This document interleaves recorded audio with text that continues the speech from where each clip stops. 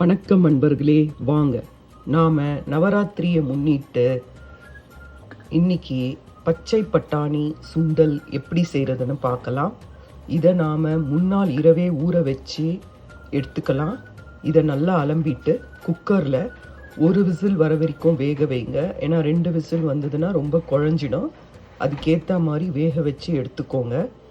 இதை நான் இப்போது குக்கரில் வேக வச்சு கொண்டு வந்து காட்டுறேன்.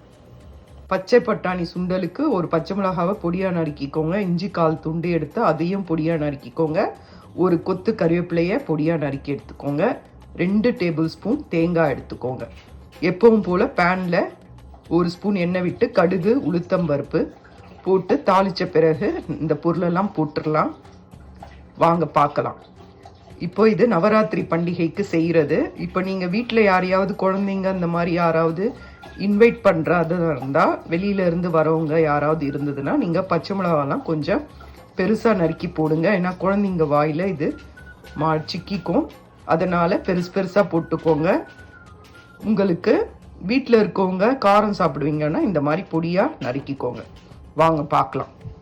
நான் கடுகு உளுத்தம் பருப்பெல்லாம் போட்டு தாளிச்சிட்டேன். இப்போ நான் நறுக்கி வச்ச இந்த பொருளை இதில் போட்டுடுறேன். இதை ஃப்ரை பண்ணிட்ட பிறகு நாம் வேக வச்ச பட்டாணியை இதில் போட்டுக்கலாம். ஃப்ரை பண்ணிக்கோங்க. இப்போ நாம் வேக வச்ச பட்டாணியை போட்டுட்டு தேவைக்கான உப்பை போட்டுட்டு அதுக்கப்புறம் அந்த 2 டேபிள் ஸ்பூன் தேங்காவையும் போட்டுட்டு நல்லா ஒரு 2 கலரி இறக்கிடும். வாங்க இப்போ பட்டாணியை ஆட் பண்ணலாம். இப்போ பாருங்கள், வேக வச்ச பட்டாணி சேர்த்தாச்சு.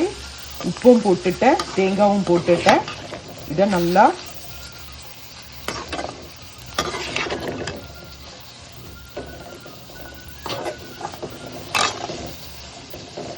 கலரி விட்டுக்கோங்க. அவ்வளோதான். இந்த சுண்டல் ரொம்ப நல்லா இருக்குங்க. செஞ்சு பாருங்க. இது ரொம்ப அருமையாக இருக்கும். இதில் நல்லா தேங்காய், இந்த பீச்சில் இருக்கிற சுண்டல் மாதிரியே இருக்கும். இது செஞ்சு பாருங்கள். இது ரொம்ப நல்லாயிருக்கும்.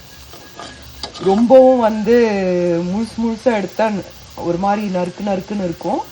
கொஞ்சம் குழஞ்ச மாதிரி இருந்ததுன்னா டேஸ்ட்டும் நல்லாயிருக்கும். இதை செஞ்சு பாருங்கள். இது ரொம்ப நல்லாயிருக்கும் டேஸ்ட். இங்கே பாருங்கள், கலர்ஃபுல்லான பட்டாணி சுண்டல் ரெடி. இதில் நீங்கள் கொத்தமல்லிலாம் போட்டால் இன்னும் சூப்பராக இருக்கும். இதை கண்டிப்பாக ட்ரை பண்ணி பாருங்கள். இதில் சுண்டல் செஞ்சாக்கா ரொம்ப அருமையாக இருக்கும்.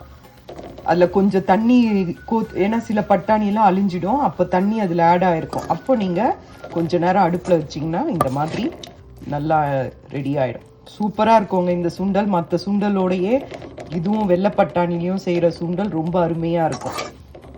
ஆமாம், சில ரொம்ப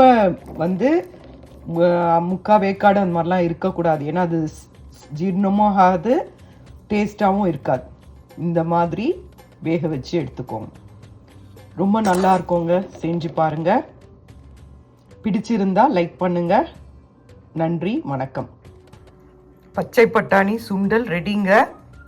இதை செஞ்சு பாருங்க. செஞ்சு பார்த்துட்டு உங்களுக்கு இந்த வீடியோ பிடிச்சிருந்தா லைக் பண்ணுங்க, ஷேர் பண்ணுங்க, சப்ஸ்கிரைப் பண்ணுங்க. இது ரொம்ப நல்லா இருக்குங்க.